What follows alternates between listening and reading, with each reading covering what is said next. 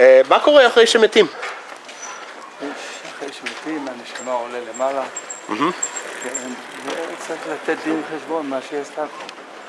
אוקיי. זה שייך לכל אחד, יהודים, גויים.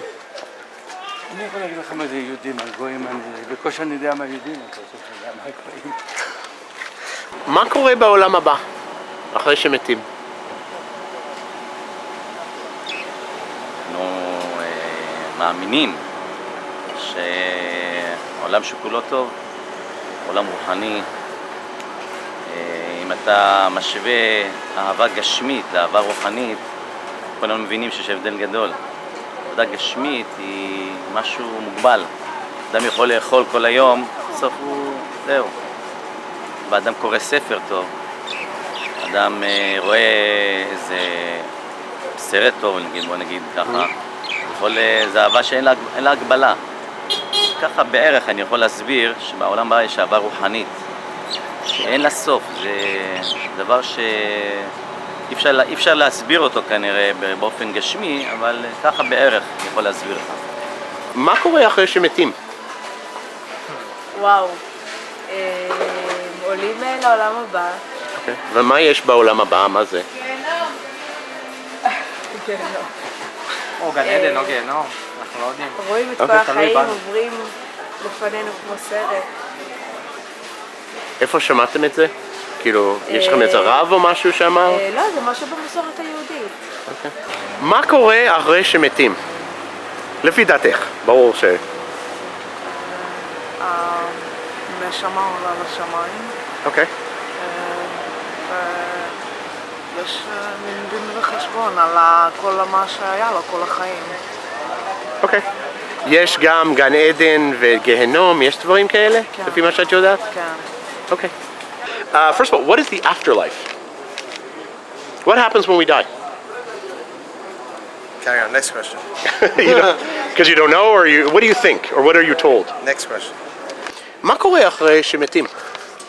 עולם הבא, עולם הנשמות. עולם הנשמות? אוקיי. ככה מבואר ברמב"ן, אחד הראשונים. מה קורה שם בעולם הנשמות? כל אחד דנים אותו כפי המעשים שלו בעולם הזה. מה שהוא עושה. זה גם ליהודים וגם לאלה שלא יהודים? כולם. זה אותו דבר. אותו דבר. וכל אחד מקבל אותו דבר? כל אחד כפי מעשיו. ומה עם תחיית המתים? זה בתוך אלף השישי עד אלף השביעי. ככה הרמב"ן מפרש, מפורש. מה קורה אחרי שמתים? לפי דעתך. אוקיי. מה זה העולם הבא? מה יש שם? גן עדן. מי הולך לשם? אנשים טובים. אנשים טובים? יהודים? יהודים. גם לא יהודים? לא יודע. לא יודע. ומה עושים שם? לומדים. לומדים? ואחרי... מדברים על זה בישיבה, בלימודים? הכניסו את זה, כן. כן? מה אמרו? שלומדים.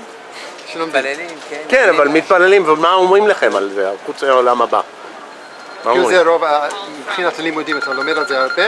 או פעם אני כבר לא לומד. שלמדת. דיברו על זה? דיברו, דיברו. שלומדים, שטוב. ומה עם תחיית מתים? יש תחיית המתים. זה מה, איך זה מתקשר לעולם הבא? שאחרי זה כולנו ידעו חזרה. אחרי העולם הבא כן. יש תחיית המתים. What happens after we die? Tough question. Another one. Another one. I believe Yeah. we go to heaven, Okay. and after that, we come back. And we come back. Yeah. Okay. And when is that going to happen? When? Yeah. I don't know. That's when the Messiah comes, right? Shemashiach yavo? Kilo? Okay. I'm explaining to these people. Not. okay. I kind of know what you're talking about. Okay. Do all people go to heaven? Yehudim, Notzrim, Muslimim, Ele shelo ma'aminim, kulam. Tough question. I believe the Jews, all the Jews. And the other one, maybe. I don't know. You don't know. Really don't know. Okay. Why asking? Because that's what people ask. Okay. This is a question from other people. It's not my question. Okay. השאלה זה מה קורה אחרי שמתים. עולים לשמיים, ואחד שעושה מצוות מקבל שכר, מי שעושה עבירות מקבל עונש. מה, הנשמה שלו? הגוף שלו? הנשמה. נשמה? הנשמה. כל הבן אדם זה הנשמה. בן אדם זה הנשמה. ומה השכר? כאילו מה הוא מקבל? תמורה למצוות מקבל שכר זה ליהנות מזיו השכינה, שאנחנו לא יכולים להדגים את זה בזה העולם, אין לנו דרך להדגים מה הכוונה, אבל זה שכר גדול. יפה. וזה מישהו חי חיים טובים, כאילו. זה מי שעשה מצוות. מצוות לפי התורה. מה אם לא יהודי? אינו יהודי, מה קורה לו? לא יהודי שלא עשה מצוות, או ש"ס, לא יודע. נגיד גוי שהוא לא... שלא עשה וכן. 7 מצוות בני נוח זה חייב גם גוי. אז הוא גם יקבל שכר על זה? אני לא יודע אם יש לו שכר, בטוח לא כמו יהודי.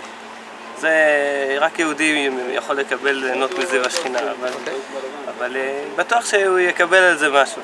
ומי שלא שומר תורה ומצוות? מי שגם את החיובים שלו, אז גם הוא צריך לקבל עונש. הוא קיבל עונש. אז מה זה עונש? העונש של יהודי זה להתנקות בשביל שהוא יוכל ליהנות מזיו השכינה בסוף. אבל זמני כאילו? בטוח שזה זמני. זמני.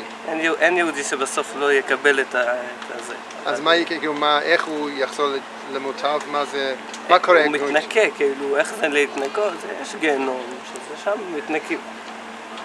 בסוף הוא יקבל הוא את זה. יחזור לחיים כאילו עוד פעם? לא לחיים. רק בעולם הנשמות. יש כזה דבר גם אם הוא אדם שצריך לתקן איזה, למשל גנב ממישהו וכדומה, הוא צריך לרדת לעולם הזה עוד פעם. אז יש מושג של כאילו לרדת לעולם עוד פעם.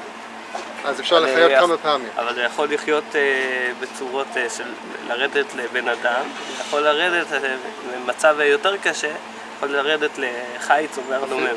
כן? אפילו? וזה עונש יותר כזה, עונש קשה מאוד. שהוא גם כשהוא מתקן, לא מתקן לרמה כזאת שהוא יכול לחזור שהוא חי ועושה את המצוות רגיל. אז הוא לא יקבל את השכר הזה אפילו. כן, אבל הוא יתקן את הנשמה שלו, היא תתקן את מה, הוא יקבל כאן איסורים בעולם הזה, למשל לחתול. אז יש לנו כאילו מצווה להיות טובים לחתולים, כי אולי הם גלגולים נשמות? יש לנו גם, בלי קשר לגלגולים, רק יש לנו חיוב צער בעלי חיים, זה לא קשור לזה, סתם, אנחנו צריכים לדאוג שאנחנו לא נהיה רעים. ומה עם תחיית המתים? מתי זה? בעזרת השם, בקרוב, השם יעזור והעולם יגיע לתיקון השלם, שכל הנשמות יגיעו לתיקון שלהם, אז העולם יגיע ואז יהיה תחיית המתים, יהיה בית המקדש, אז אחרי שכולם כבר יהיו בעולם הבא, כאילו?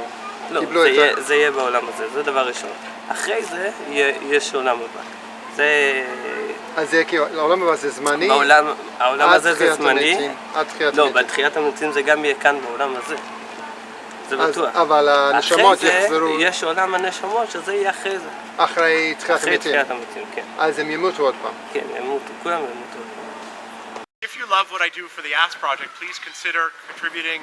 See details in the description below. It's really appreciated. It's the only way I'm able to do this.